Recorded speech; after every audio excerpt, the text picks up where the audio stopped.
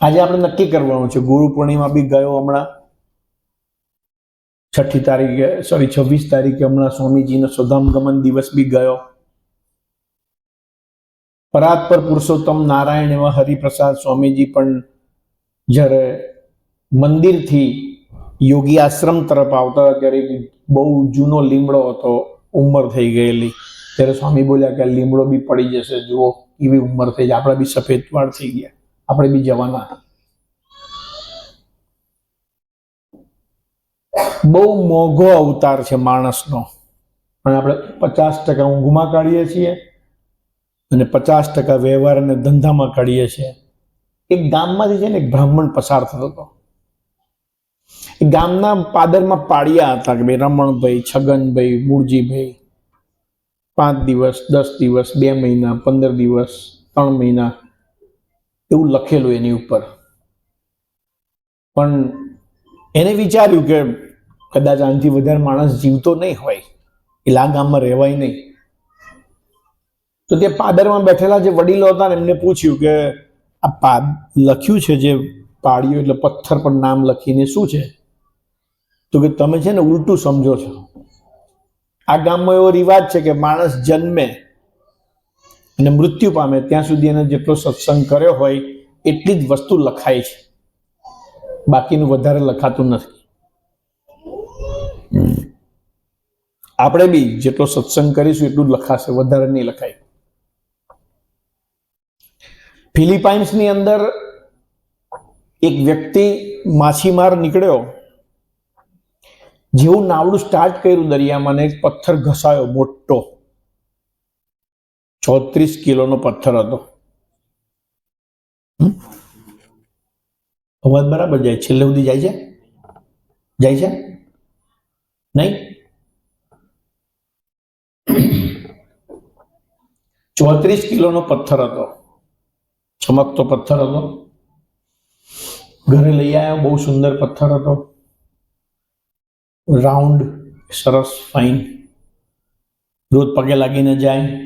એક દિવસ એના ઘરમાં આગ લાગી, બધું જ બળી ગયું, પણ પથ્થર ગોખલામાં મૂકેલો. એ લઈને એના મામા આવ્યા તો એના ઘરે જ મામાના ઘરે નીકળી ગયો. પછી મામાએ એને રૂમ આપી, ખાટલા નીચે પથ્થર મૂકેલો, રોજ પગે લાગે. મામાને લાગ્યું કે આ પથ્થર છે ને કંઈક જુદો છે, એટલે એને એક ચોકસીને બતાવ્યો. એટલે ચોકસી એ જોયું તો કે આ તો ઝવેરાતને બતાવવો પડે, હીરા ઝવેરાત. એને જોયું તો કે આ તો મોતી છે. આની કિંમત કેટલી છે ખબર છે? $100 મિલિયન.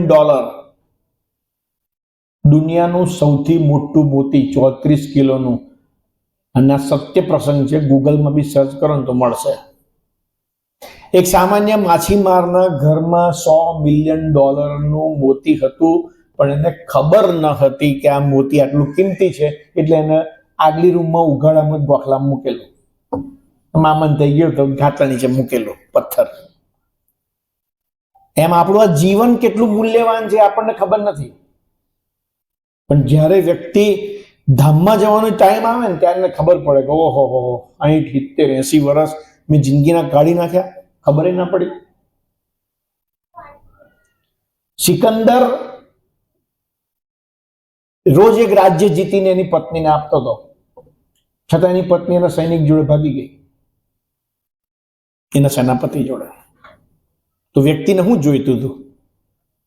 કુવૈતના રાજાએ અમેરિકામાં પોતાની બર્થડે ઉજવીને એમાં બોલ્યો કે I am the most miserable animal in the universe. હું બ્રહ્માંડનો સૌથી દુઃખી વ્યક્તિ છું. કુવૈતનો રાજા બોલે છે, વાપીની ચાલીમાં રહેનાર વ્યક્તિ નથી બોલતો. જેના સોનાના પ્લેન છે, સોનાનું ઝાડુ છે, સોનાનું બાથરૂમ છે, સોનાના નળ છે, જેની પાસે અઢળક સંપત્તિ છે, પોતાના તેલના કૂવા છે, અને એને ભોગવવા માટે 40-50 કદાચ એને લગ્ન બી કરેલા છે, 100-150 છોકરા બી હશે. કોઈ ખૂટતું જ નથી એના જીવનમાં. રોજ લાખો ડોલર એના ખાતામાં પડે છે, તો બી એ દુઃખી છે. લોકો તો સુખ આમાં છે.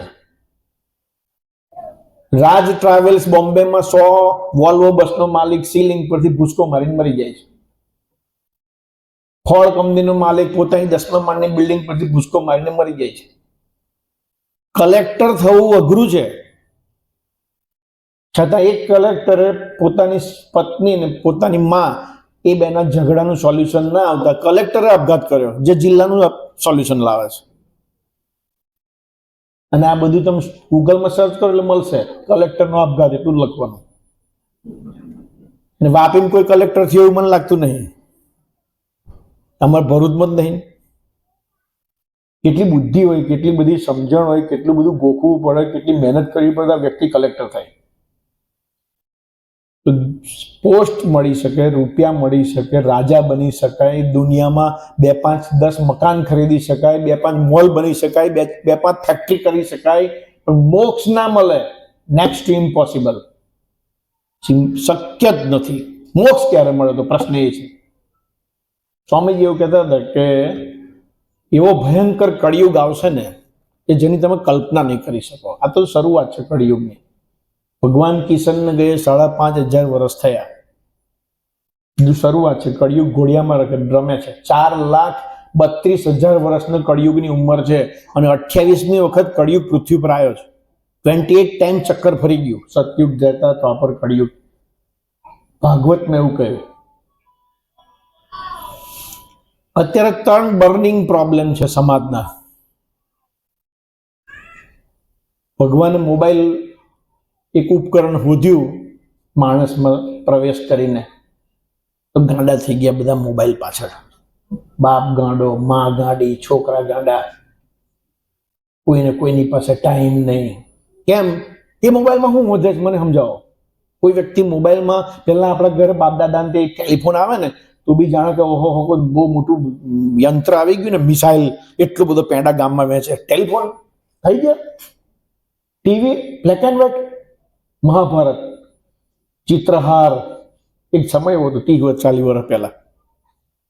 હવે આખી દુનિયાનું મોબાઈલ આવી ગયું આટલા ડબલાનમાં. આખી દુનિયા અંદર રોજ હોધે છે સુખ. કોઈ નવું વાક્ય આવ્યું, કોઈ નવું સૂત્ર આવ્યું, સુખી થવાની કોઈ સ્કીમ આવી, પૈસા કમાવાની કોઈ સ્કીમ આવી. હમણાં અમારા ભરૂચમાં છે ને 4-5 છોકરા લાખો રૂપિયા હારી ગયા. આમાં ખબર છે? એ વિમાન ઉડાડવાની કોઈ એપ્લિકેશન હતી, તે ઉડી ગયું વિમાન. કોઈને 15 લાખ, કોઈને 50 લાખ, કોઈને 60 લાખ. શોર્ટકટ. ગઈકાલે જે છોકરાને એક બેનનો ફોન આવ્યો, ભગત જલ્દી આવો, મારી નાખશે, ભગત જલ્દી આવો. નવો નંબર, તમે કોણ બોલો છો? નામ બોલ્યા એટલે ફટાફટ દોડ્યો. અમારા ઝોનમાં જ હતું. 5 મિનિટમાં પહોંચ્યો. તો જે છોકરાએ 6 મહિનાની અંદર 60 લાખ રૂપિયા ઉડાડી દીધા. કંપનીમાં બધા જુગાર રમે આ ઓનલાઈન, અને બધા પછી ઓનલાઈન લોન લે. ઓનલાઈન લોન 60 લાખ રૂપિયા. વિચારો. એનું બધું ફાધર તો કોરોના મરી ગયેલા. એના મમ્મીએ બધું સોનું વેચીને દેવું ભર્યું. બધું સોનું વેચીને દેવું ભર્યું. એને લવ મેરેજ કરેલું, નાનો બાળક હતો.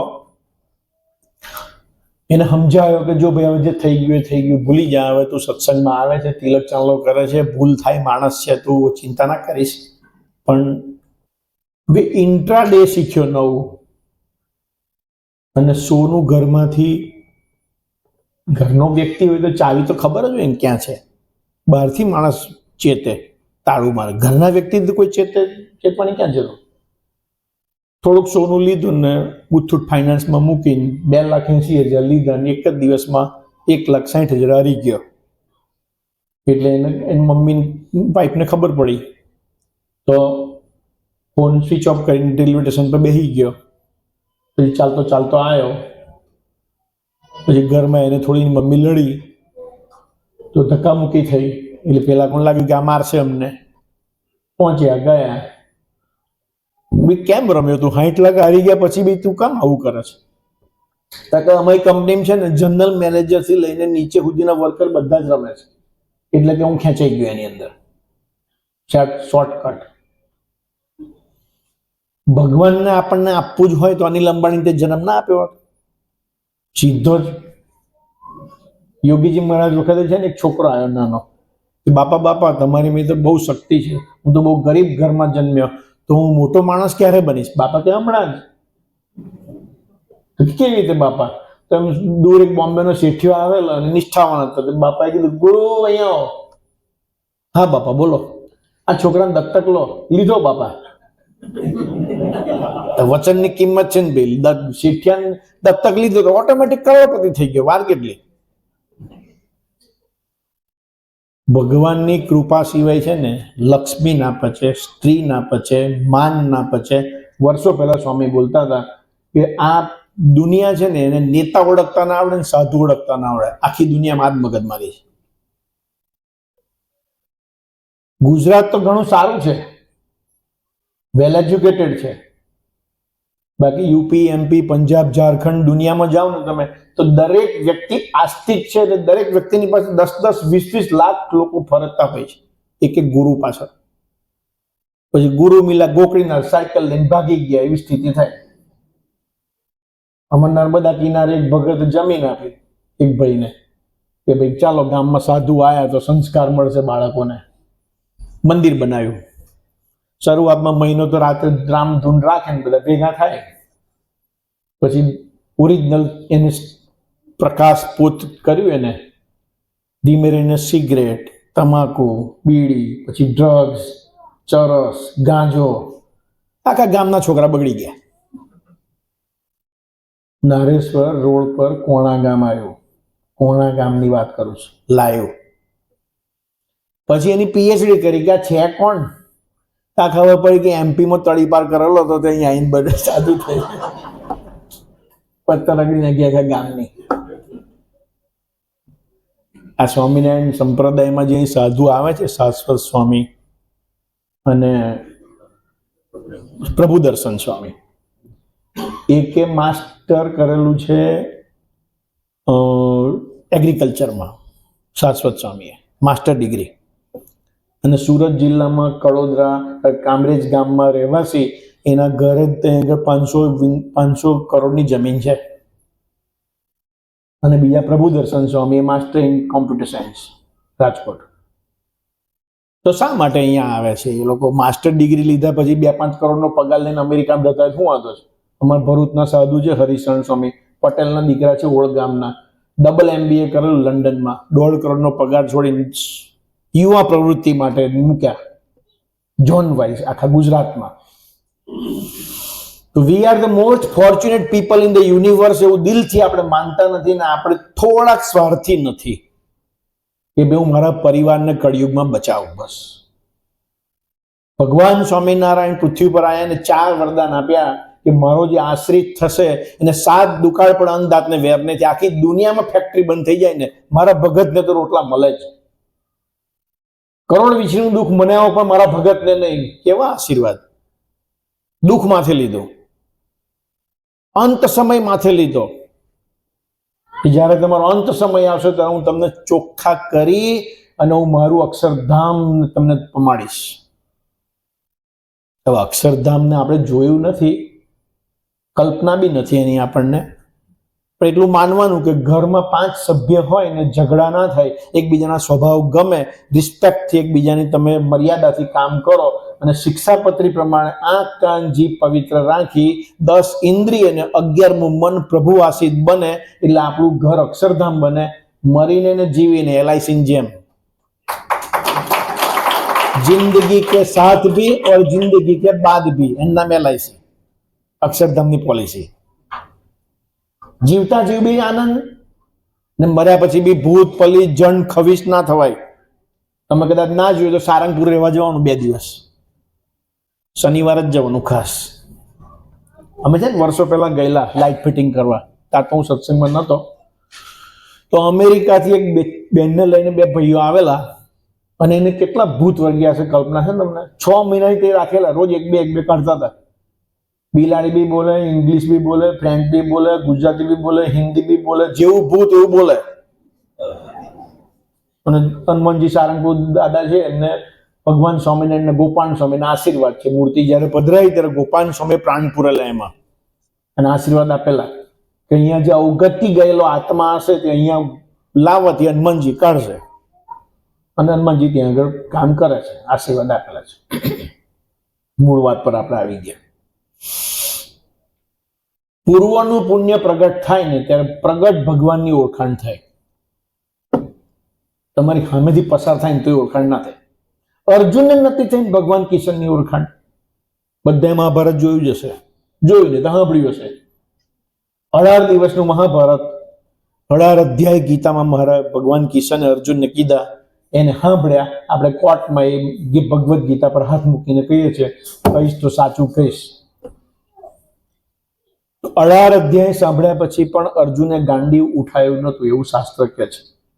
મીન્સ એને ગીતાજીની કોઈ અસર શ્લોકની થઈ ન હતી.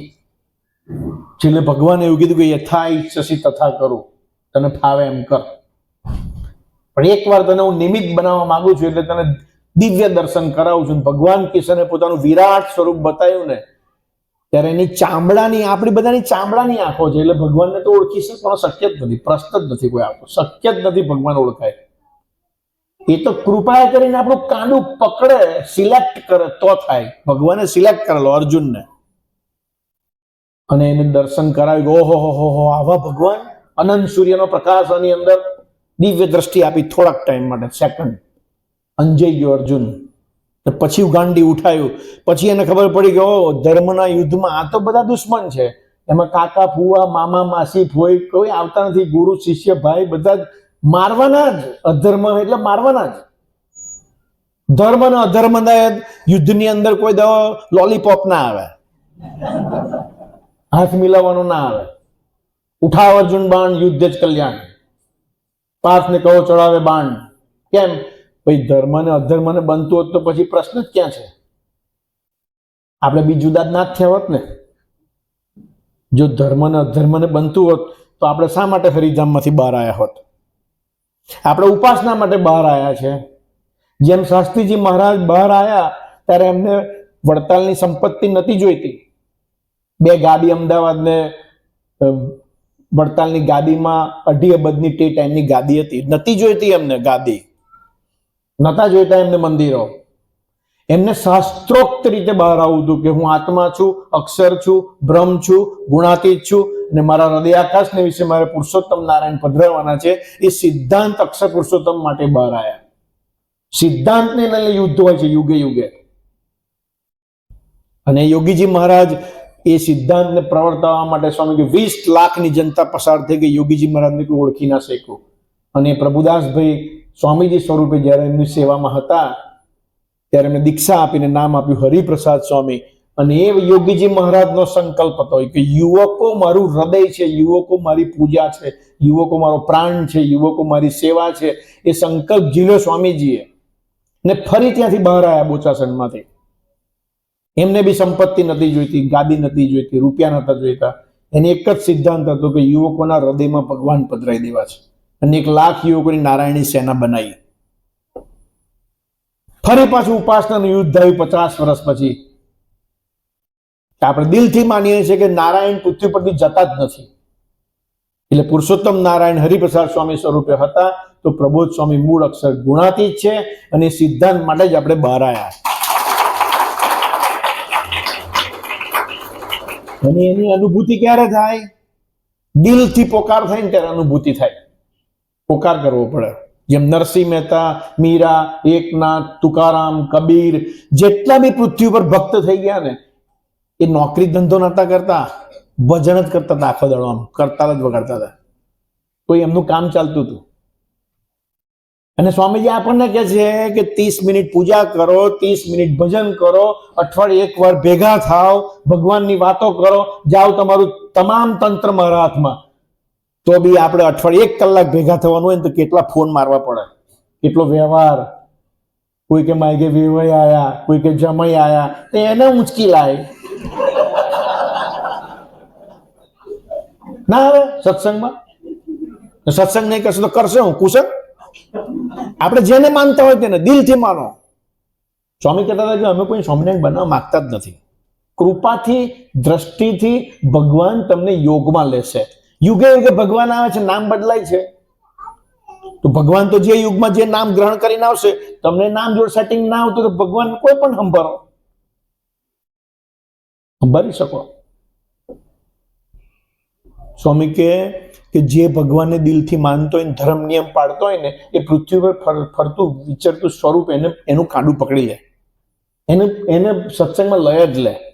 કેમ? એનું પુણ્ય છે, એને સુખી કરવો જ છે કોઈ પણ ભોગે. અમારા ફાધર છે ને 85 વર્ષથી આ ટીચર છે, હતા, રિટાયર્ડ છે અત્યારે. એમને 2.5 વર્ષ પહેલા છે ને બ્લાઇન્ડ ક્લોટિંગ આવ્યું માઇન્ડમાં, એટલે બેભાન થઈ ગયા, બરોડા લઈ ગયા અને દાખલ કર્યા, ટ્રીટમેન્ટ ચાલુ કરી, ભાનમાં આવી ગયા ટ્રાય કલર હોસ્પિટલમાં, પછી દવાઓ આપી, ઘરે લાયા. ડોક્ટરની એક લિમિટ હોય. હવે ક્લોટિંગ ખુલી ગયું, પણ એકદમ ઝીણું ક્લોટિંગ હતું ને, એટલે પથારીમાં લેટ્રિન બાથરૂમ થઈ જાય. હવે 80 વર્ષની 82 વર્ષની ઉંમર છે, 2 ભાઈઓ, અમે જોઈન્ટ ફેમિલીમાં છે. હું તો RSSની જેમ 30 વર્ષથી નોકરી કરતો જ નહીં, હું ઇલેક્ટ્રોનિક્સ એન્જિનિયર છું. પણ 98માં સ્વામીજીએ મારી ABC બોલ bearing division company Jamshedpur Tata જવાની હતી, એટલે હું પૂછવા ગયો કે સ્વામી હું જમશેદપુર ટાટા જાઉં. ત્યારે સ્વામી નીકળતા હતા અને દેશની બહારને પેટમાં ઊંધા હાથે મારીને એવું બોલ્યા કે પેટ માટે જીવે એને રાવણ કહેવાય, બીજા માટે જીવે ને એને કર્ણ કહેવાય, દાનેશ્વરી કર્ણ, બીજા દાન આપે. ભગવાનને અર્થે જીવે ને એને અર્જુન કહેવાય. સ્વામી કે આપણે અર્જુન છે, આપણી જવાબદારી વિશેષ છે. સ્વામી કે આજથી નોકરી બંધ. 25 વર્ષની ઉંમર તો હું રિટાયર્ડ થઈ ગયો, કરવાનું હું જોતો તો એમની બાજુ. સ્વામી કે આપણે ભરૂચથી બરોડા વચ્ચે 200 ગામમાં ફરવાનું અને સત્સંગ કરાવવાનો, આકાશમાંથી રોટલા પડશે. એટલે મેં એમની બાજુ જોયું ને આકાશમાં જોયું. મેં સવારે પેલા છોકરાઓને કહ્યું કે જેની તિજોરીમાં લાખ રૂપિયા હોય ને, એ કોઈને 10,000 આપવાનું તો ખોલીને આપી દે ફટદીને, વાંધો નહીં. જે નાળીમાં પ્રાણ પૂરી શકતો હોય, જે આપણા કર્મના સિદ્ધાંતને તોડી શકતો હોય, જે આપણું પ્રારબ્ધ બદલી શકતો હોય, જેનું આખું બ્રહ્માંડમાં ચાલતું હોય ને, એ વ્યક્તિ નિર્ણય લઈ શકે. ભંગાર માણસ નિર્ણય ના લઈ શકે. તો હું થયું, કામ ચાલુ કરી દીધું, મેં બુદ્ધિને તાળું મારી દીધું. પહેલેથી થોડું મારું સુરવી રંગ કે સ્વામી કે કરવાનું, દુનિયા આર પાર જે થાય છે. દુનિયાને રાજી કરનાર વ્યક્તિ ક્યારે ભગવાનને રાજી કરી શકતો જ નથી, સમજી રાખજો ડાયરીમાં. બસ એક તું રાજી થા સૂત્ર એમને નહીં આપ્યું, તું હી. એક તું રાજી થા તો દુનિયા રાજી, અને આખી દુનિયાને રાજી તો પછી તું રાજી ના થાય. ફાઇનલ જ છે.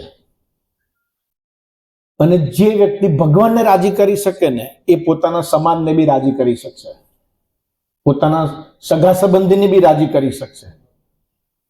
કોઈ કાકા, મોટા, મામા, માસીનો છોકરો હોય ને એ અવરી લાઈન પર ચડી ગયો હોય, તમે સત્સંગી હોય તો તમારી એવી ભાવના હોય કે ભાઈ આ ઘર ખલાસ થઈ જશે, એ છોકરાને તમે સત્સંગમાં લાવો અને એ જો ટકી જાય અને જીવનનું પરિવર્તન થઈ જાય તો ઓટોમેટિક તમને આશીર્વાદ મળવાના જ છે. એટલે હું 5 વર્ષ ફર્યો, પછી સ્વામીજીએ પ્રવેશ કર્યો. થોડું દેવું થઈ ગયું પહેલા. પછી મારો એક મિત્ર અમેરિકા હતો, જે મારા થકી સત્સંગમાં આવેલો. એને પૂછ્યું કે ભાઈ શું કરે તું? હું એક્સપોર્ટ ઇમ્પોર્ટ કરું છું. એટલે હું વાતો લેવી, વાતો આપી, કોઈની સારી વાત તો લઈ લેવાની, આપણી પાસે આપી દેવાની. પછી તો ઘર ચાલતું હોય. અત્યારે ચાલે છે, દેવામાં ચાલે છે, પણ થઈ જશે. પછી એવું નથી, મારા ફાધર પાસે આખા ગામમાં સૌથી વધારે રૂપિયા, પણ એ જાણે કે આ નરસિંહ મહેતા જેવો છે, આને પૈસા આપે બધું પતાઈ જાય, એટલે મને પૈસા ના આવે. સમજ્યા? કેમ કે સત્સંગી નહીં, સત્સંગી તો હું એકલો જ હતો પહેલા તો.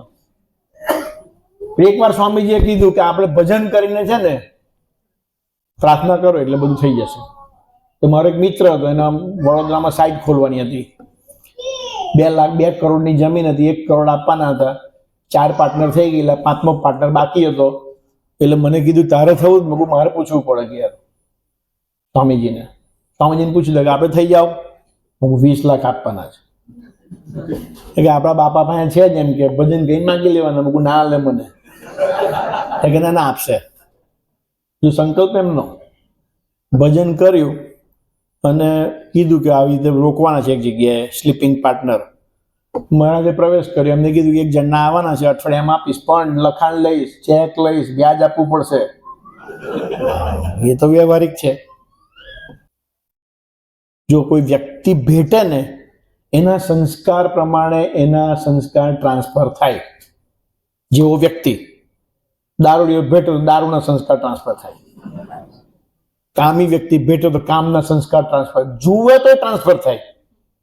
અજામિલ નામનો બ્રાહ્મણ હતો, એ પસાર થતો હતો અને એક વેશ્યાવાળ હતો અને એક વેશ્યા બેઠેલી હતી અને ઉપરથી એની અંબોળાનું ફૂલ પડ્યું. એ ફૂલ અજામિલે સૂંઘ્યું અને અજામિલ એવો પવિત્ર બ્રાહ્મણ હતો કે ઝેર બી પચી જાય એને. એ ફૂલ સૂંઘ્યું ખાલી અને ઉપર જોયું, એને વિચાર ઉઠી ગયો કે આને જો લગ્ન કરવું છે. અને વેશ્યાબાઈ જે હતી એ મુસલમાન હતી. અજામિલે લગ્ન કર્યું અને 4 છોકરા મુસ્લિમ નામ આપીને બહાર પાડ્યા. પણ જે દિવસે એના ઘરે સંત આયા અને એના દીકરાનો જન્મ થવાનો હતો 5મા, અને ત્યારે એને કીધું કે 4 નામ તો તારે લઈને રાખ્યા, પણ હું તો બ્રાહ્મણ હતો, આ તો આ દીકરાનું નામ હવે સાધુ કે તે પાડો. અને એ દીકરાનું નામ નારાયણ પાડ્યું. અને અંત સમય જયારે અજામિલનો આવ્યો ને ત્યારે એના છોકરાને સંભાળ્યો નારાયણ નારાયણ. ભગવાન તો એને એવું સમજ્યા કે મને બોલાવે છે ને એને અક્ષરધામમાં લઈ ગયા. બોલો, આપણી કોઈ પણ પ્રશ્ન હશે ને તો ભગવાનનો પ્રશ્ન છે, આપણો પ્રશ્ન નથી. ભગત માટે ભગવાન પૃથ્વી પર આવે છે અને એને પસંદ કર્યા છે એટલે આ સભામાં બેઠા છે આપણે. બાકી આ સભામાં બેઠા ના હોય આપણે, શક્ય જ નથી.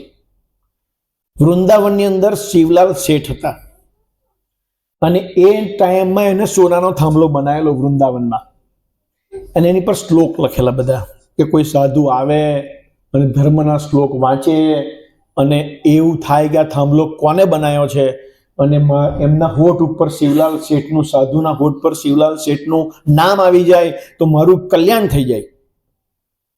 એટલે એને સોનાનો થાંભલો બનાવેલો. કેટલું પૈસા હશે વિચારો શિવલાલ શેઠ પાસે. બજારની વચ્ચે સોનાનો થાંભલો, ઘરની વચ્ચે નહીં. અત્યારે તો તમારા ઘરનો આગ્રો હોનાનો હોય તો હવાર જતો રહે, ખબર પડી જોઈએ કોઈની. એ ટાઈમે થોંભલો તો માર્કેટમાં મૂકતા હતા. બોલો કેટલી બધી સતયુગ હશે. તો શિવલાલ શેઠને એવું થયું કે મને પૃથ્વી પર પ્રગટ ભગવાન હોય ને એના મને દર્શન થઈ જાય. તો આપણે એક સ્વામિનારાયણના સાધુ ગયા ને વાત કરી કે છપૈયાની અંદર મહારાજ જન્મ્યા છે અને અત્યારે ગઢડામાં બિરાજમાન છે, દાદા ખાચા દરબારમાં રહે છે અને ત્યાં આગળ સત્સંગ ચાલે છે અને એ ભગવાનનું સ્વરૂપ છે. તો કે મહારાજને પધરાવજો વૃંદાવન મારા ઘરે. એટલે મેસેજ આપ્યો મહારાજને. તો મહારાજ એવું કીધું કે આ જન્મે એને અમારા દર્શન નથી. બોલો, પવિત્ર આત્મા હતો છતાં પણ દર્શન નથી. તો શિવલાલ શેઠે બહુ ટાઈમ રાહ જોયો. પછી એને થયું કે મહારાજ તો નહીં આવે તો આપણે જ જઈએ. શિવલાલ શેઠ નીકળ્યા તો મહારાજને મેસેજ મળેલા, મહારાજ કે આ જન્મે એને ભગવાનના દર્શન જ નથી આપણા. તો રસ્તામાં ઘોડું ભડક્યું અને શિવલાલ શેઠ પડ્યા અને રસ્તામાં જ ધામમાં ગયા. વિચારો, આ ભગવાન જેને ઈચ્છે એને જ દર્શન આપે, બીજા નથી આપતા. આપણને દર્શન આપે છે, આશીર્વાદ આપે છે, આપણે નાની મોટી આજ્ઞા કરે છે કે હવે તમારા ઘરને મંદિર બનાવો, જલ્દી જલ્દી સુખી થઈ જાઓ. આપણે આવું ઈચ્છે કે મારો છોકરો સત્સંગી થાય, એવું ઈચ્છીએ આપણે. પણ આપણે મા બાપ જો સત્સંગ ના કરીએ તો. સ્વામીજી એક જણના ઘરે ગયા, તે ભાઈએ કીધું પેલા નાના છોકરા, હે દંડવત કર. સ્વામી આયા તો પેલો ઉભો રહ્યો એમ ઠોયા જેમ. સ્વામી કે તું કર તો તારું જોઈને એક કરે. સ્વામી કે ઓંદરાને પેલા વેપારીની વાત સાંભળી, ટોપી લઈને જતો હતો તો ઓંદરા બધા ટોપી લઈને ઉપર ચડી ગયા. તો વેપારીએ જોયું કે આ ઓંદરા ટોપી હાલશે કેવી રીતે, એને ટોપી નીચે ફેંકી દે, ઓંદરાએ ફેંકી દીધી. તું દંડવત કરે તો પેલો કરે ને, તો પેલા એના બાપે દંડવત કર્યા તરત પેલા છોકરાએ કર્યા. આપણે પૂજા કરીએ, આપણે ભજન કરીએ, આપણે સત્સંગ કરીએ તો આપણા બાળકો કરે ને કરે છે, બાકી ના કરે છે. આપણે ખરેખર દિલથી સુખી થવું છે, નક્કી કરવાનું છે પેલું. જો જે વ્યક્તિ નક્કી નથી કરતો, સ્વામી કે એને અમારે બને જ નહીં કોઈ દિવસ. નક્કી તો પહેલા કરવું પડશે ને. આપણે સારી કોલેજમાં એડમિશન મળી ગયું, ચાલો ઓક્સફર્ડ યુનિવર્સિટીમાં એડમિશન મળી ગયું, પણ હું ક્લાસ જ ના ભરું તો પરીક્ષા જ નહીં થવાની, ને પરીક્ષા નથી થવાની તો હું પાસ નથી થવાનો, હું પાસ નથી થવાનો તો મારું સર્ટિફિકેટ નહીં આવે, મારું સર્ટિફિકેટ નહીં આવે તો હું નોકરી નહીં કરી શકું. એમ બ્રહ્મ વિદ્યાની કોલેજમાં આપણને એડમિશન તો મળી ગયું, પણ પીરિયડ ભરવાના સભા કે બહુ આ મહેમાન આયા ને તે મહેમાન આયા ને વરસાદ પડ્યો ને જવું પડે ને બહાર આમ કેટલા બહાના. અને એવા નિષ્ઠાવાન હરિભક્તો બી છે કે એના ઘરમાં લગ્ન હોય ને, એ લગ્નના ટાઈમે જો સભા હોય ને તો એ ટાઈમે લગ્નમાં જ સભા કરી દે. એવા બી હરિભક્તો છે. સભાનો ટાઈમ થઈ ગયો, પેલા સભા કરો કલાક, લગ્ન મોડું. આમે કઈ વરઘોડા ટાઈમે આવે છે? હે, ઘોડા ભૂખા થઈ જાય તો વરઘોડો નહીં આવતો. અને મુહૂર્ત એવી રીતે જોડા જાણે કે એક મિનિટ આજે પછી ના થવી જોઈએ. અમે એક જગ્યાએ ગયેલા, 10 વાગ્યાના લગ્નનું મુહૂર્ત હતું, હવા 10 વાગે લગ્ન થયું, રાતે મુહૂર્ત હતું. હુઈ ગયા બધા જોનાયા.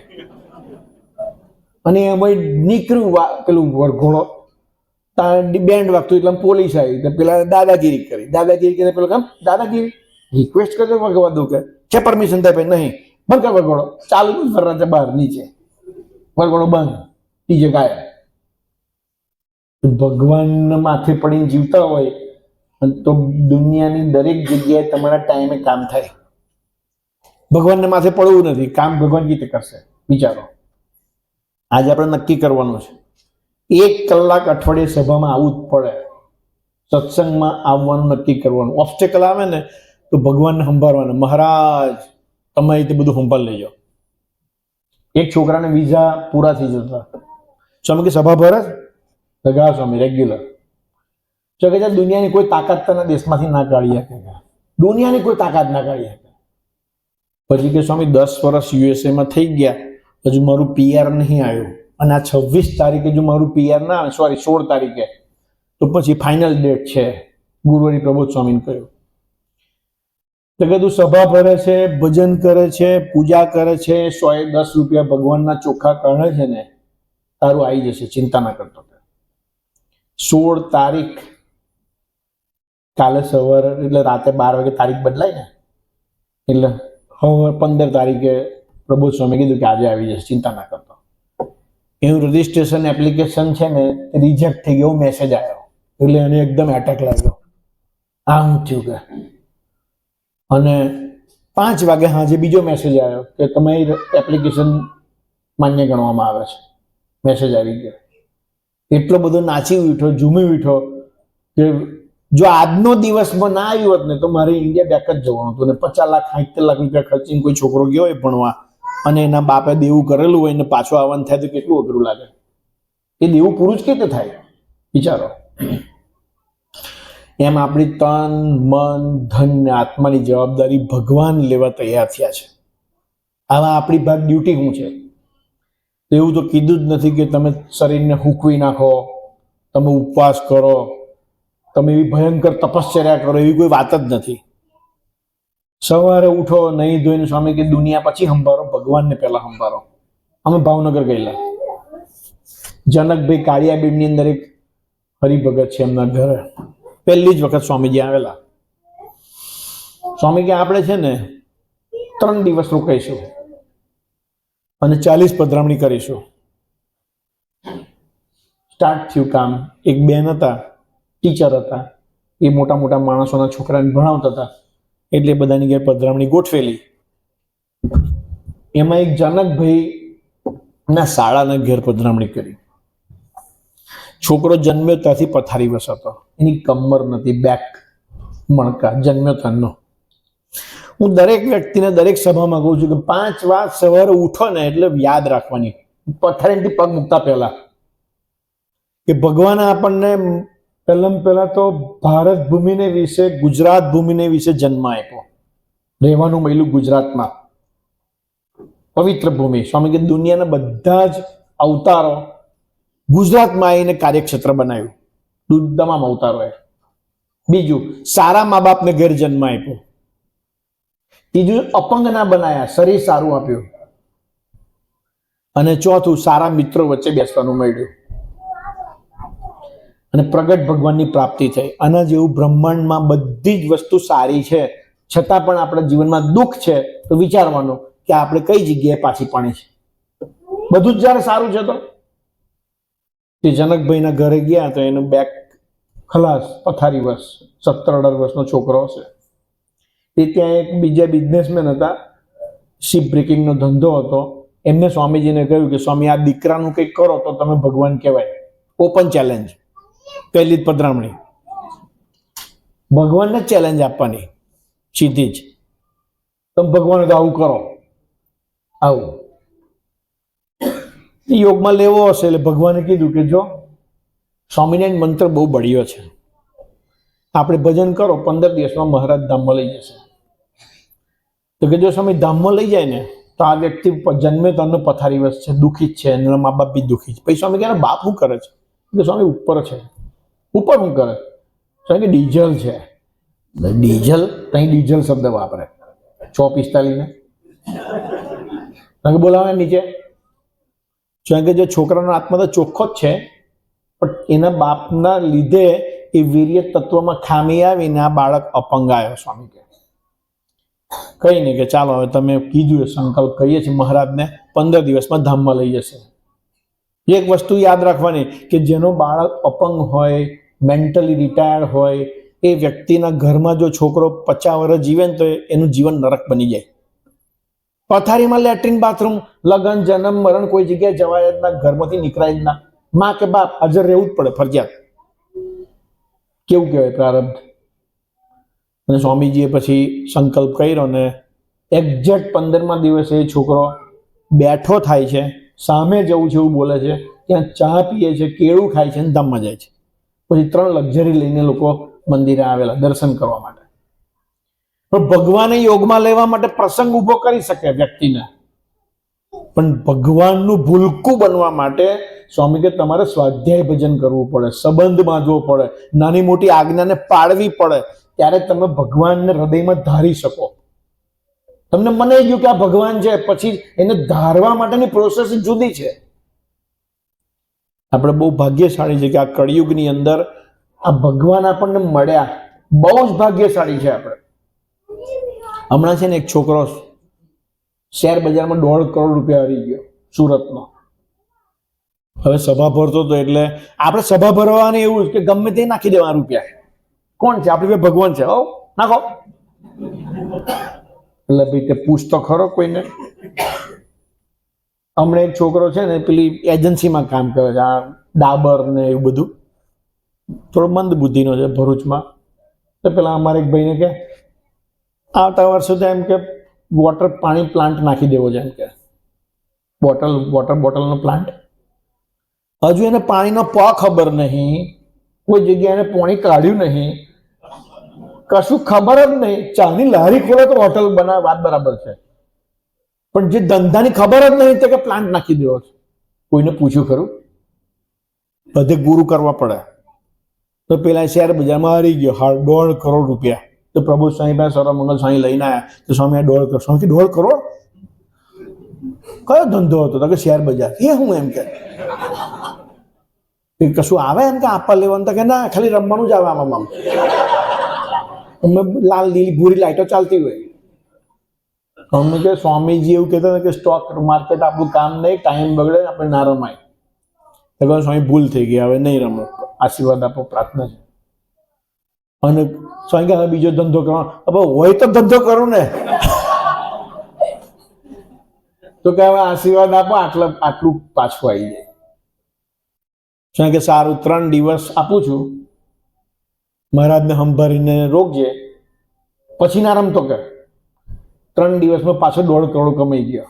હું ધંધો બંધ કરી દીધો. પ્રબોધ સ્વામી ના હોત તો, ખાલી વિચાર ઉઠો, ના હોત તો આપઘાત જ કરવો પડે. બાકી કોઈ રસ્તો છે? રસ્તો છે નથી. અમારે એક દિવ્યેશ હિરાણી કરીને છોકરો છે કાઠિયાવાડનો, એને તે બાળકનો જન્મ થયો, નામ આપ્યું નિર્માણ. મસ્ત છોકરો. 6 મહિના થયા ને એટલે છોકરું છે કાળું પડવા માંડ્યું, હાથ બધું શરીર બ્લેક પડવા માંડ્યું. માં ભૂરી, બાપ ભૂરો, છોકરો એકદમ ભૂર્યો, અને આ કાર્યો કબ થવા માંડ્યો.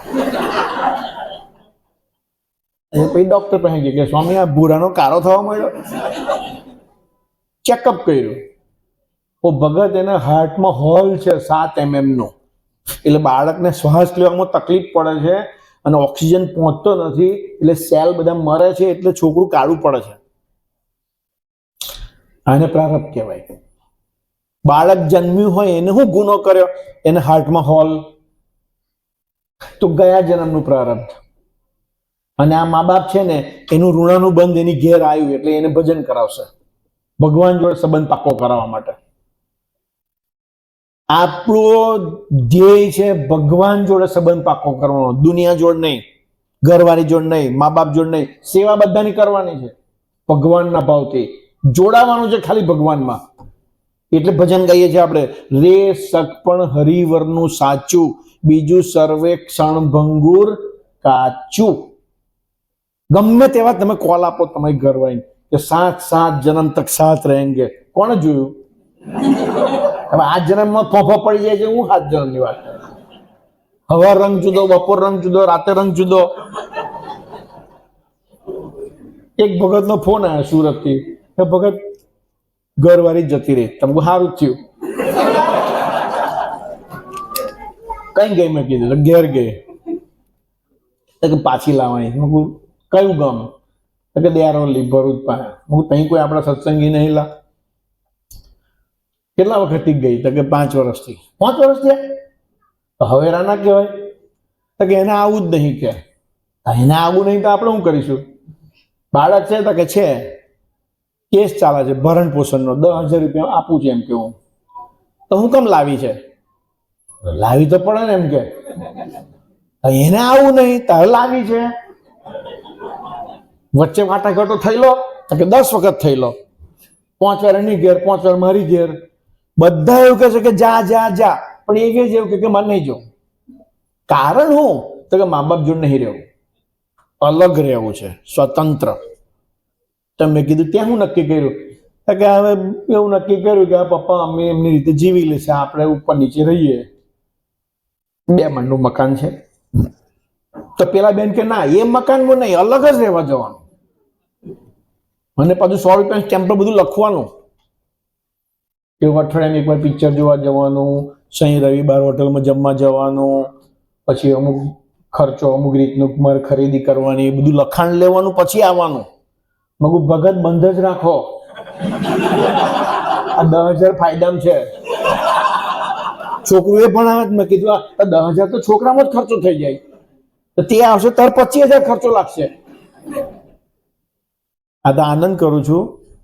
બાકી ખરેખર જે માણસ લગ્ન નહીં કરે એને સુખી જ છે, બહુ સુખી છે. કોઈને પણ પૂછો તમે, ચાલો એક ઘરવાળી લાવવાની, એની કિંમત કેટલી મને કહો? 3,000 રૂપિયા. ટિફિન આવી જાય, જમીન આપી દેવાનું, પતી ગઈ વાત.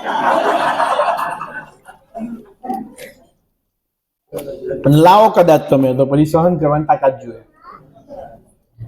સ્વામી કે બંને ભેગા મળીને નિર્ણય કરો કે હું આત્મા છું, અક્ષર છું, બ્રહ્મ છું, સ્ત્રી નથી, પુરુષ નથી, અને સ્વભાવ ગમાડો.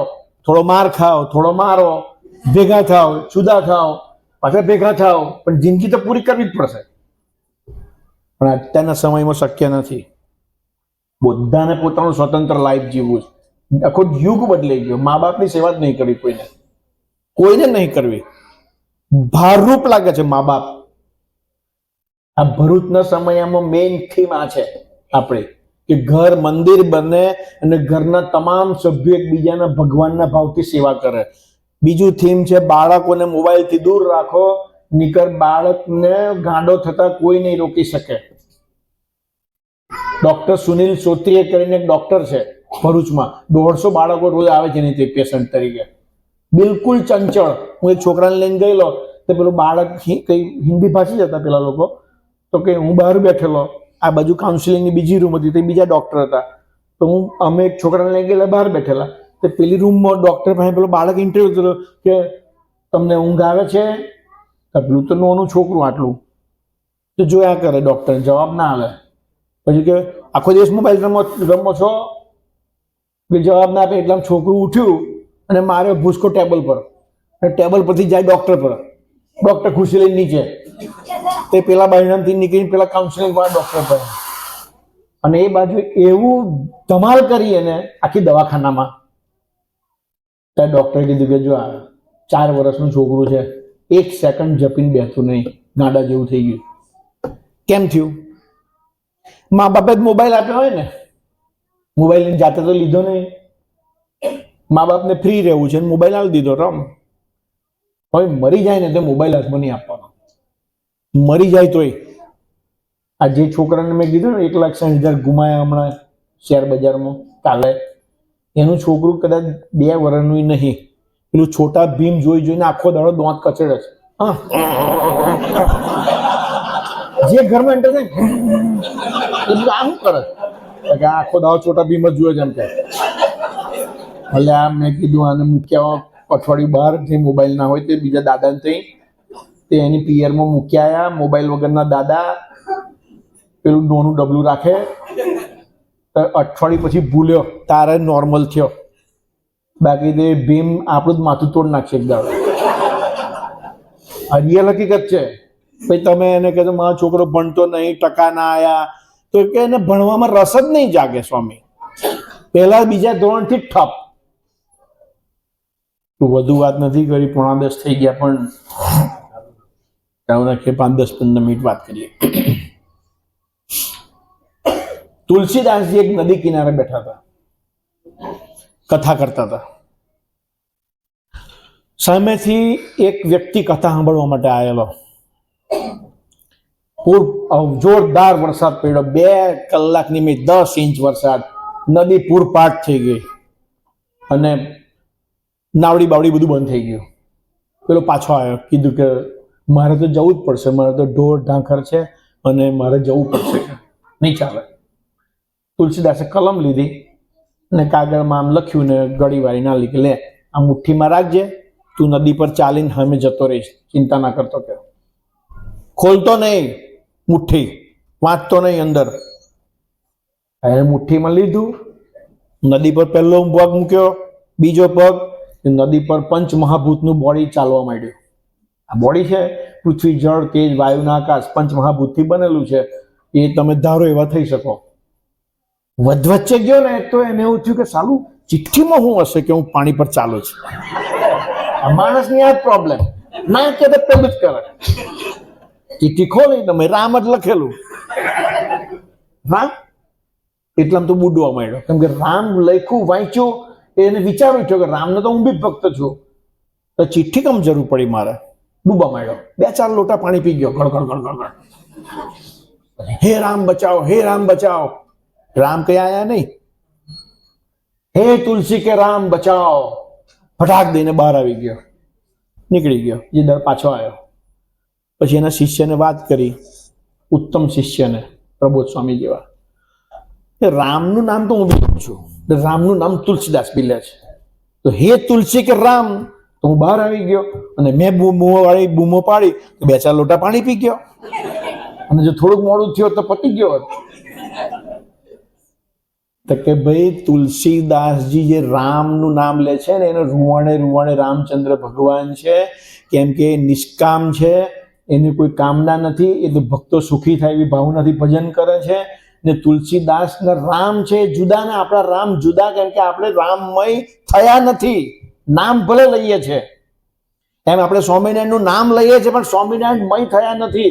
જ્યારે ગુરુ હરિ પ્રબોધ સ્વામી છે ને, એ હરિપ્રસાદ રૂપ ને સ્વામિનારાયણ રૂપ થઈ ગયા છે, એટલે એના વચનથી કામ ચાલે છે. એ બોલે થાય જ, ના થાય શક્ય જ નથી. બોલી ગયા એટલે વાત પૂરી થઈ ગઈ. થાય જ.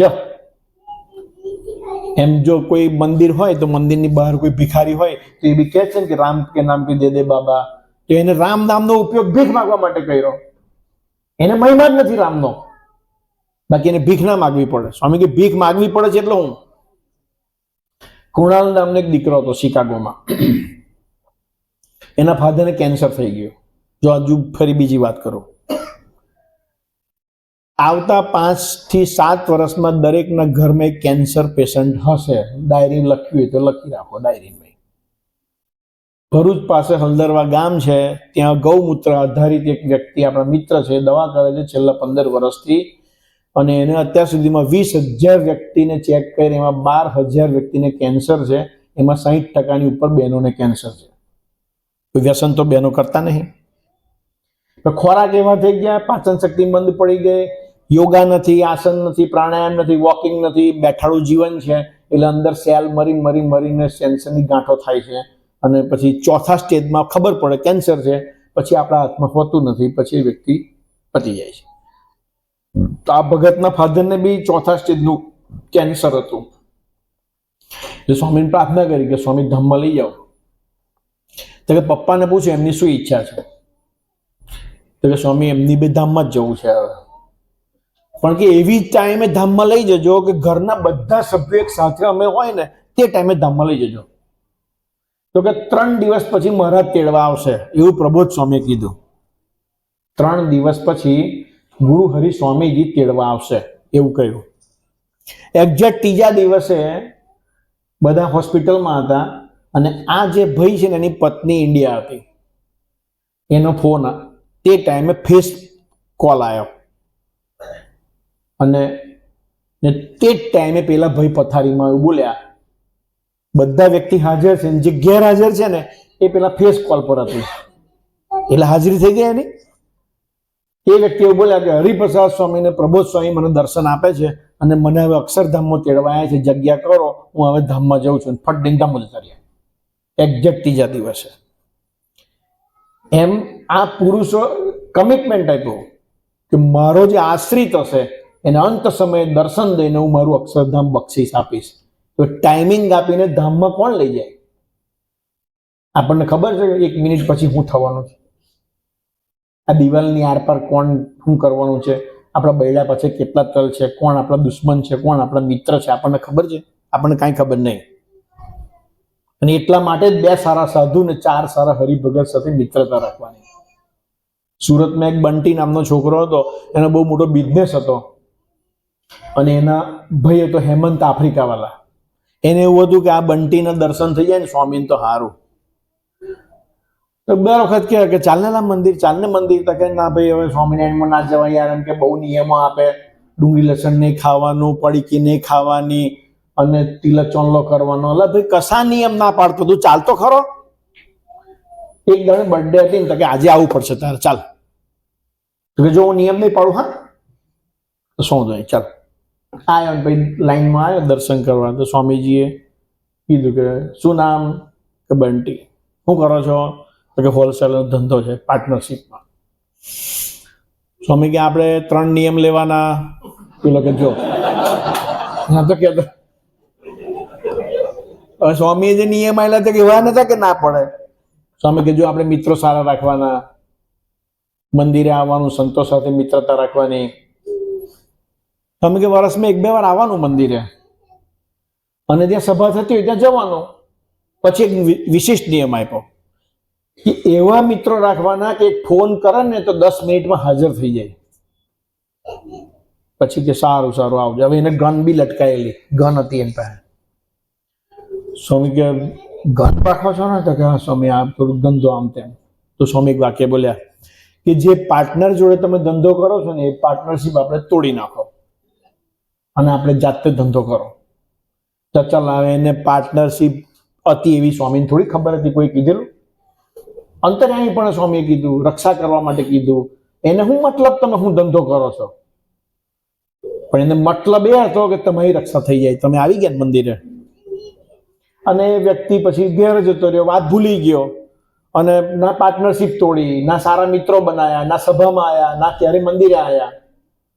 અને એક સમય એવો આવ્યો કે સ્વામીજી કુડી પર સ્કૂલ પર બેઠા હતા અને એ ભાઈનું મર્ડર થઈ ગયું. એટલે સ્વામીજીને મેસેજ આપ્યો કે બંટીનું મર્ડર થઈ ગયું. સ્વામી તમે કેમ?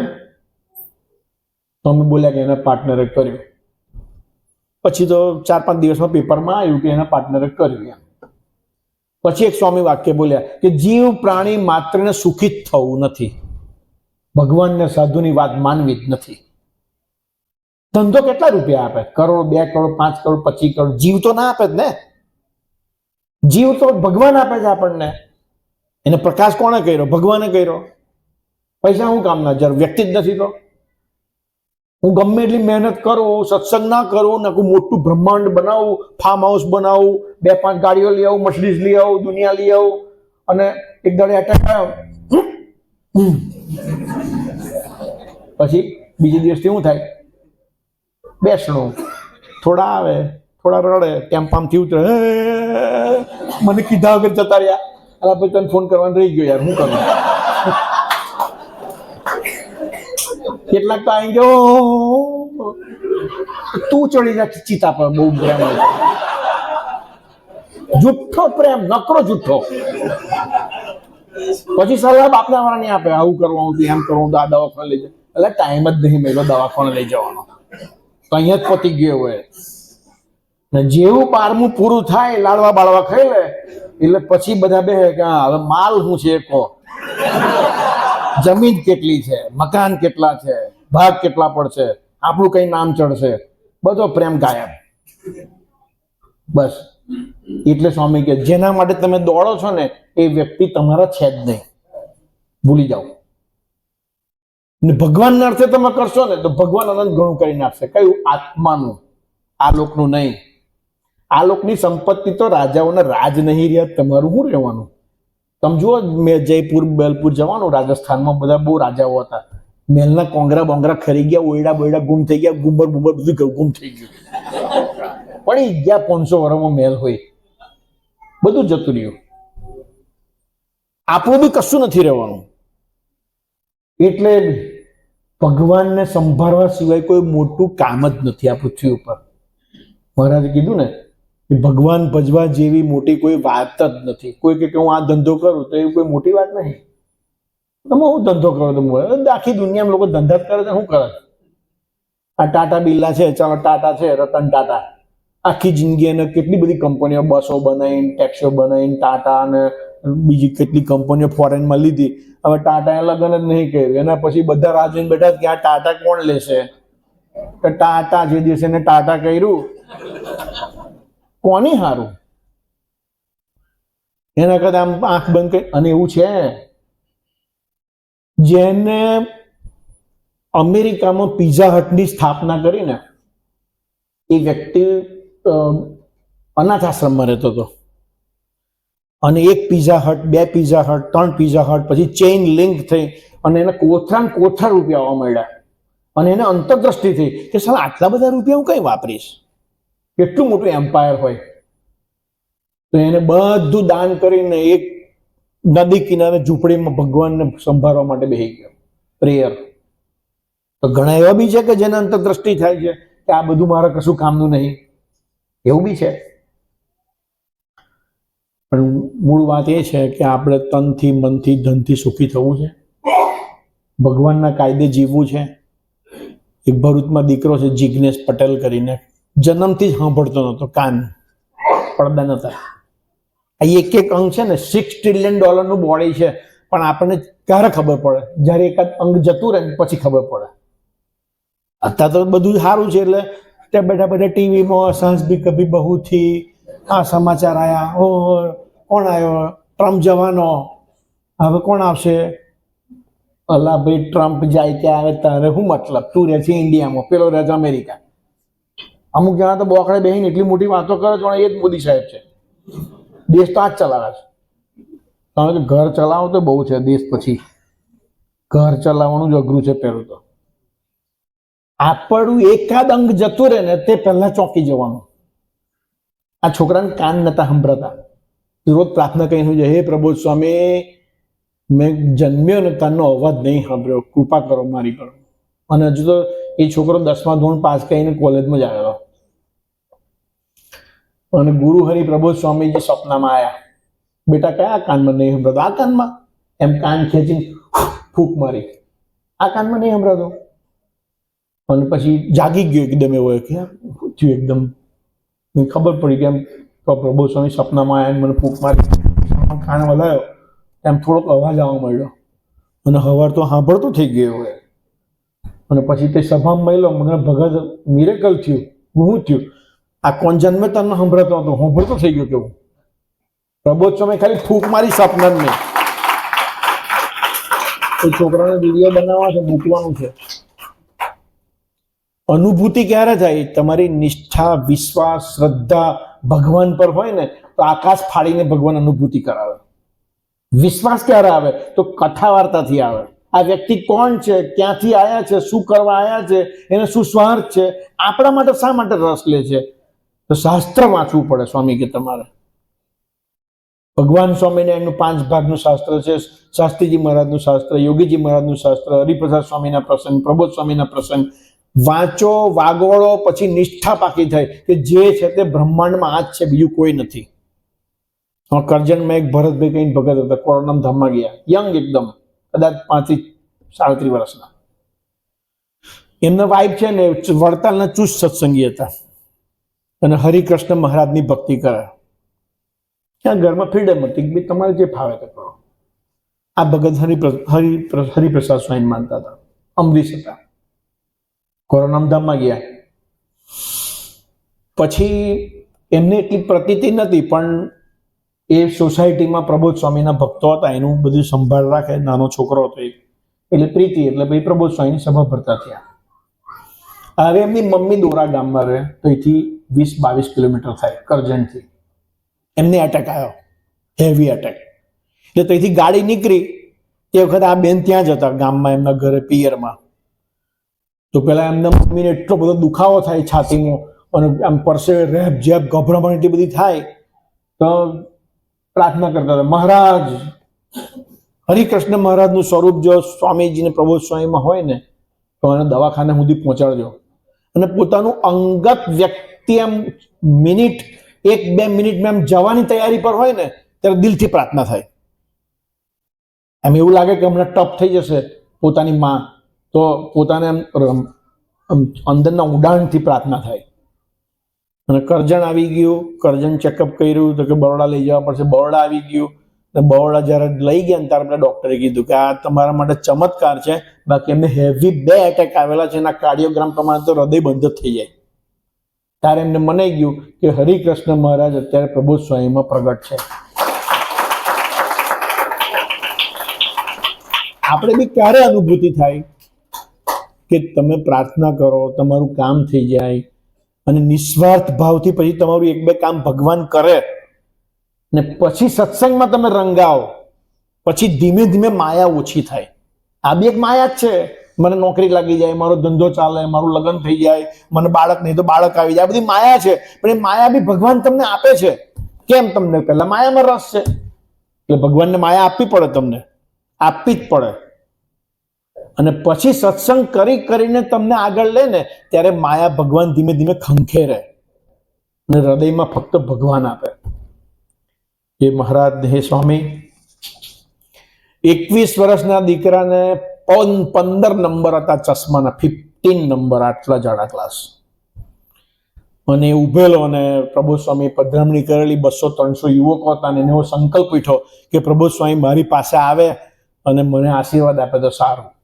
એવો એને સંકલ્પ અંદર ઉઠ્યો હૃદયમાં. અને ગુરુ હરિ પ્રબોધ સ્વામી બાથરૂમ જવા માટે નીકળ્યા અને છોકરો વચ્ચે આવ્યો તો પ્રબોધ સ્વામી એની પાસે જઈને ચશ્મા કાઢી અને આંખ પર હાથ ફેરવી કીધું કે બેટા સર્જરી કરાવી નાખજે, વાંધો નહીં આવે, તું સરસ દેખતો થઈ જઈશ, તારા નંબર નહીં પહેરવા પડે આ ચશ્મા.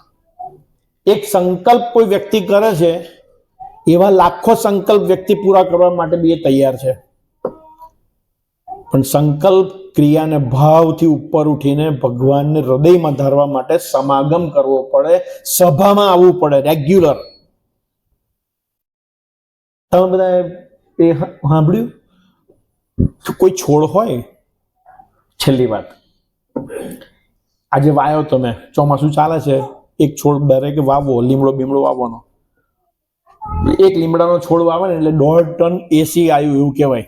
ઓક્સિજન છોડે 24 કલાક, રાત અને દિવસ. સ્વામીજી કહેતા હતા કે લીમડો બેસ્ટ. એક છોડ વાયો, તમે 1 ડોલ પાણી રેડી દીધું આજે, અને તમે મહિના સુધી એને પાણી ના પાવો, વરસાદ ના પડે તો છોડ શું થાય? શું કહી જાય? સત્સંગનું એવું જ છે. આજે તમે આયા, સાંભળ્યું, સારું લાગ્યું, પછી તમે 1 મહિનો, 2 મહિના, 6 મહિના ના આયા તો સત્સંગ હુકાઈ ગયો. હુકાઈ ગયો મીન્સ હજુ શરૂઆત જ નથી થઈ, તે પહેલા તો ઝાડ હુકાઈ ગયું. અને ટપક પદ્ધતિ કોને કહેવાય? એ છોડ રોપ્યો ને પાઇપ નાખી એમાં કાણું પાડ્યું એટલે નળ ચાલુ કર્યો એટલે ટીપું ટીપું ટીપું ટીપું પાણી પડે છે એટલે છોડ જીવી જવાનો છે અને મોટો થવાનો જ છે, કેમ કે ટપક પદ્ધતિથી એને પાણી મળી રહ્યું છે. એમ સત્સંગમાં નિરંતર સત્સંગ કરવો પડે, ત્યારે વ્યક્તિ ટપક પદ્ધતિની જેમ જો સત્સંગ મળે તો છોડ બચી જાય, એમ વ્યક્તિ બચી જાય જો નિરંતર સત્સંગ કરે તો આપણે બી રેગ્યુલર સભામાં આવવાનું. સભામાં આવવાથી એટલા બધા ફાયદા છે કે અશક્યમાં અશક્ય કામ પૂરું થઈ જશે. અશક્યમાં અશક્ય અહીં આવીને તમે હું સાંભળશો, હું લેશો, કોઈ હું બોલશે, કોઈ ભજન ગાશે, કોઈ બીજા કોઈ વિષય પર વાત કરશે. સ્વામી કે વક્તા તમારામાંથી એક વાત તમારા માટે બોલશે ને તમારું કામ થઈ જશે. પણ આપણે સત્સંગમાં આવવું પડે. બ્રાઝિલ યુનિવર્સિટી મુસ્લિમ યુનિવર્સિટી છે, 20,000 સ્ટુડન્ટ દર વર્ષે એડમિશન લે છે અને ત્યાં નિયમ છે કે કુરાન જેને મોઢે આવડતું હોય તેને એડમિશન મળે. આપણી કોઈ સ્કૂલમાં એવું છે કે મહાભારત, રામાયણ, વેદ, પુરાણ, આદિક શાસ્ત્ર કોઈને મોઢે આવડે તો એને એડમિશન, બાકી નહીં મળે? એવી કોઈ સ્કૂલ ખરી આપણી? અને 20,000 એડમિશન થાય છે. મુસ્લિમનું નાનામાં નાનું બાળક જન્મે ને ત્યારથી એને કુરાનની આયાતો ગોખવા માટે મસ્જિદમાં મૌલવી રાખવામાં આવે છે અને એના આયાતો ગોખાવડાવે છે. એ ધર્મના ઓઠા હેઠળ ગમે તે અધર્મની વાત કરતા હશે, પણ કટ્ટરતા રેડવામાં આવે છે.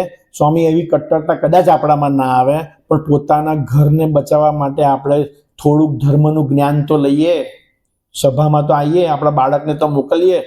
બાકી તો એવું છે કે આ હિન્દુસ્તાનને આપણે વિચારીએ છીએ કે હિન્દુ રાષ્ટ્ર બને, પણ હિન્દુત્વની વાત આપણા હૃદયમાં જ નહીં હોય તો શું થાય? અયોધ્યા મંદિર બની શકે, મત ના મળી શકે, આ થાય. મંદિર બની શકે, સોમનાથમાં મંદિર બનશે, દરેક ગામે ગામ મંદિર બની શકે, તો પરિવર્તન નહીં થાય તો, વ્યક્તિ ધાર્મિક નહીં બને તો. મહારાજને સ્વામીના ચરણોમાં દિલથી પ્રાર્થના કરીએ કે પ્રબોધ સ્વામી તો આપણને સુખી કરવા માટે પ્રયત્ન કરી રહ્યા છે, પણ આપણી ફરજ કેટલી? એમને તો યોગમાં લીધા, કાંડું પકડ્યું, આપણને નિયમ ધર્મ આપ્યા, આપણને વ્યવસ્થા બેસવાની થશે. આપણી બે વ્યવસ્થા નહીં, પણ આટલા વ્યક્તિ છે એ ભેગા થાય કોઈ જગ્યાએ ભાડુંથી હોલ મળે, લે અને ભેગા થાય, સત્સંગ કરશે, તો સ્વામીજી એવું કહે છે કે ભાઈ તમારી સર્વાંગી જવાબદારી અમારી. તો આજે આપણે સંકલ્પ કરવાનો છે દિલથી. વર્ષ બદલાય, કેલેન્ડર બદલાય, તારીખ બદલાય, વાર બદલાય, પણ જીવન ના બદલાય તો કશું ના બદલાય. હેપી બર્થડે દરેકની આવે છે, હેપી બર્થડે, કેક કાપે અને ખબર નહીં પડતી વર્ષ ઓછું થઈ ગયું. બધા આનંદમાં છે, કેક કાપો, એટલે પણ હા નહીં કાપે, તારા હૃદય પર તું ચપ્પુ મૂકે છે અત્યારે. કેમ કે 50 ને 51 થી 51 ને 52 થયા, 52 ને 53 થયા, તો સમય તો ઘટી રહ્યો છે આપણા માટે, સુખી કરવા માટે. તો જાગ્રત ચૈતન્યના ભગવાન છે, જાગતાને પાડી અને ઊંઘતાને પાળો, એવું કહેવત છે. પહેલા તો મને ખબર જ ના પડી કે કહેવત શું કહેવા માંગે છે. આ નવી પેઢીને તો ખબર જ ના પડે કે આ શું કહેવા માંગે છે. પહેલા તો પાડીને પાળો જ નહીં ખબર હોય. ઇંગ્લિશ મીડિયમમાં તો ખાસ ખબર ના પડે. કાવને બુલોક એટલી ખબર હોય, પણ પાડી હું પાળો હું. તો પાડીથી ભેંસ થાય અને પાડામાંથી પાળો જ રહે, એ દૂધ ના આવે. એટલે બે ખેડૂત હતા અને આજુબાજુ રહેતા હતા, બેવની ભેંસ વિયાવાની હતી અને બેવ ખાટલો નાખીને બેઠાલા. રાત પડી ગઈ અને હમણાં વિયાય એમ એક ખેડૂત હુઈ ગયો. તો વહી બંનેની, તો પેલા જોઈએ કે મારે પાણો આવ્યો અને આને પાડી આવી. પાણીની કિંમત ઓછી, પાડી દૂધ આપે, એટલે પેલા બદલી નાખ્યું. પેલો જાગ્યો તો એને પેલા કીધું કે ભાઈ તાર તો પાડો આવ્યો, માર પાડી આવી, તું લઈ લીધેલું પાડું. એમ જ કહેવત પડી કે જાગતાને પાડી અને ઊંઘતાને પાડો. જાગે એના ભગવાન છે, ઊંઘી રહે તો કાંઈ ના થાય. તો મહારાજ આપણને જગાડે, એ જ પ્રાર્થના સજાનંદ સ્વામી મહારાજની.